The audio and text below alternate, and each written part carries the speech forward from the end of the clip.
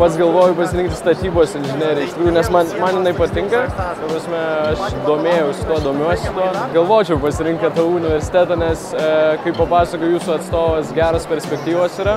Praktika, jūs patys surandat ir šiaip geros sąlygos mokintis.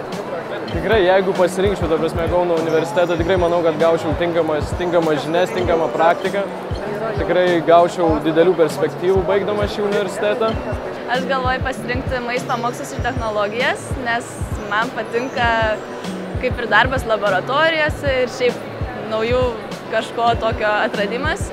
O noriu Kauno technologijų universitete, nes aš manau, kad jis geriausias Lietuvoje. Vat kaip šiandien ir pamačiau, tai siūlo įdomių gana dalykų, laboratorija labai domina, nes patinka viskas, kas apčiuopiama.